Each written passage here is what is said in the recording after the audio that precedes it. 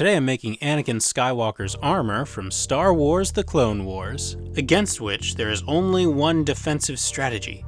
That ought to do it. For this build, I used EVA foam floor mats, super glue, hot glue, contact cement, or just contact cement, or just hot glue, or just super glue. You know, whatever you have on hand. Cutting tools, sanding tools, safety gear, scissors, razor pens, and a box cutter. First, I'm going to dig out the templates from my Clone Wars Kenobi armor, because it's very similar to Anakin's armor. Essentially, only the shoulder pauldrons and the neckline are different. Since this makes it a new template, there will be a link to that in the description down below. And of course, the clothes underneath are black, so that we know he's the bad guy, because this is apparently a John Wayne Western. Only a Sith deals in absolutes, Pilgrim. Although in all seriousness, the main convenience of cosplaying Anakin is that his armor happens to be EVA foam gray, like that exact color. If you can find foam that's the correct color to your final product, then you don't have to paint, and people will still get what you're going for. It will save you so much time. But if you're in a hurry to do your build, consider not painting. You'll save so much aggravation. If you do have the time, then you should paint, however, with gloss black acrylic, if anyone was wondering. But for the purposes of this video, you guys don't need to sit and watch paint dry, you know? We always get to that portion of the video and it's time-lapse, and I have nothing to say over the time-lapse, aside from paint it black 3 times over. So I dug out those templates and arranged them on the foam sheet. The armor is symmetrical, so I can just do one side and then flip it.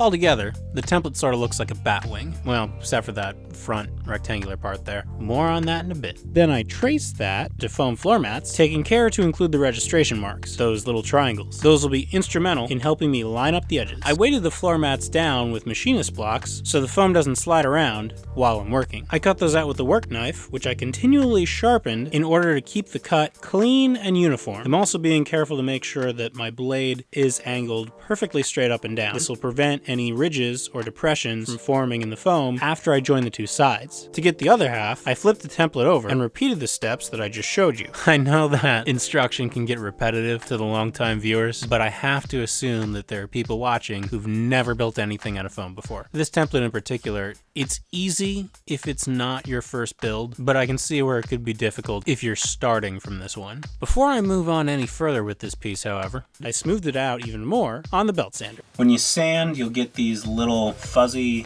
flash pieces on the edge, so be sure to peel those off, otherwise they're just going to create a mess when you try to glue. Next, I heat formed the pieces using my heat gun. When it was sufficiently heated up, I pressed it over half of a giant novelty Easter egg that I'm using as a planishing iron, or anvil, to help shape the foam into a curved piece, and then repeated the process. Rolled it up and stuck it into a cylinder to cool. When it cooled, I glued the edges together. I just want to show you what half looks like before I glue them both together. Then I applied super glue to the seam and folded it in. You want to be careful when using super glue on EVA foam because it generates a lot of heat as it dries. And foam, being an insulator, will concentrate that heat, and if you're pressing against the seam, you can get teeny tiny seam-shaped second-degree burns. I glued the halves together. In the past, I've left the back seam open so that I could get out of the suit easier, but since this is just shoulders, I can get away with gluing this shut as well. It doesn't really matter which glue you use for this project, because there's not a ton of stress on these seams. It's also not that many, when you think about it. I made sure that the registration marks lined up on the back. These are actually the only ones on this build, just because I decided to align so many of the template pieces before I cut them out. You lose a little bit of the curvature if you do that, but I don't really think it matters. Now for the chest plate. This is a good place to adjust it depending on how tall you are. I patterned this off of myself, and I'm closer to Obi-Wan's height than Anakin's. What I'm getting at here is you can make the shoulders broader just by increasing the width of this panel. This piece is also symmetrical, so I just folded it over to get the full panel. This also avoids having a seam right dead center. I'm using painter's tape here because it's terrible. It's just the worst tape. But that just means that it won't leave a mark in the foam when I'm done. You don't want to use Gorilla Tape. And then, all the same steps as before, then I glued it in place. You have to be patient with super glue and wait, between a few seconds and a few minutes. But that's not nearly as patient as you would have to be with hot glue or contact cement. So, it's much more convenient in my opinion. Gotta think about these things. Now for the layered panels that go on top of the basic armor, I'm gonna start with the ones on the back. So I made those, I cut those out with the work knife. Hang on. There we go. I flipped it, I traced it, and I cut one out for the other side. Since this is the flattest of the armor segments, you can get away with skipping the heat forming portion step, but the heat guns are right there, so why not, you know? While I waited for that to cool, I had some dinner. Just some chicken, just a little bit of paprika. By the time I was done, the panels were cool, so I glued them to the back of the armor, and once they were on there, I moved on to the front. I want to take a quick minute to talk about this template piece. It's meant to represent the width of the armor segments. As you go outward from the neck to the shoulder, the length of the segments decrease. However, they're all too long to fit on a sheet of printer paper, so I'm trying to indicate here how much the length should be increased. And some people are just getting confused by it. So I'm going to take this one out and just make new patterns for these pieces and update the template just to cut down on the confusion. So I use that to figure out the front panel because the width is the same after all. These pieces are going to cover up the seams from earlier. I used a metal ruler while cutting these. Always use a metal ruler when running a knife blade along the edge. I just saved so many yardsticks. You're welcome. I'm a hero is what I'm saying. A hero to wooden tools. Then I glued them onto the front of the armor in a way that just barely covers the seam. I trimmed the edge a little bit just to get rid of some of that extra material. Occasionally it happens. That's what I like about foam, it's very forgiving. For the next segment, I cut a rounded strip of foam, just slightly curved. There's this decreasing topography as the panels move outward from the neck, but the foam is all the same width. So to remedy that, I carefully cut the foam in half down the middle. Once this was complete, I had to smooth out that side on the belt sander. It would have been much easier to just use 4mm craft foam, but then I'd be forced to paint, since I've yet to find a craft foam in exactly this shade of gray. You know, if you wanted to make it weathered, then I'd just go ahead and paint it black, because it's the only way that, like, the metallic scratches are going to show up. I don't know, this is fine for now. This is fine for my purposes, because I'm not doing a super heavy battle damage piece, you know? After I was finished sanding, I glued those onto the armor. For the outermost piece, I actually just used the base armor layer, although I did have to trim it down to size a little bit. Then I sanded some of the rough spots using my rotary tool. I also did some more heat forming. This is what it looks like with all the ridges. Next, I attached straps and buckles to the interior to hold it down while I'm wearing it. And then I hot glued it in place. Now for the shoulder pauldrons, they're slightly different from Kenobi's. These are closer to the standard clone armor, whereas Anakin's are more clamshell shaped. I traced my template onto the foam. I took a bite out of the top so that it would curve around my shoulder. Although I did go back and watch a few episodes of Clone Wars just to make sure that my memory hadn't warped it, you know? Memory is fluid. And it does look kind of flat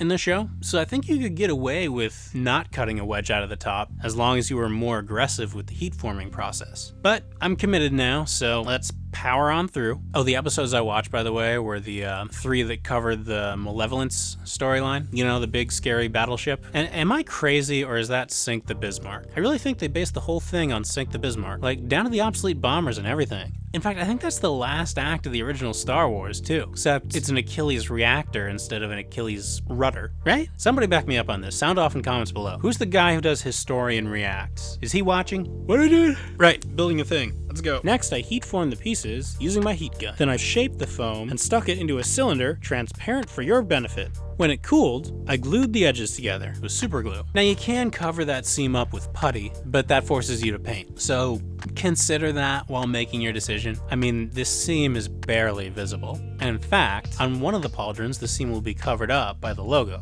Gray Plastidip is good for that. It matches EVA foam pretty well and gives it a bit of a shine. Now for the logo. The Jedi logo is included in the template, but it takes a while to cut out, so I'm using my original, which I cut out of cardboard. I traced that onto red 2mm craft foam on my Obi-Wan armor. I painted it on, but there was some spill, and I ended up spending way more time cleaning it up afterwards. So this time I'm just gonna use foam. I traced it with a pencil first before cutting it out with scissors, very carefully. It's a lot of thin parts. However, the center one, despite being so thin, still manages to cover up the seam. So there's that. To make sure the placement was right, I held it in place with T-pins. Then I carefully glued it on one piece at a time, removing the pins one at a time until the whole thing was held down by glue, not metal stabby things. I thought that it was reading just a little bit too pink on camera, so I went over it again with a red marker just to darken it up a bit.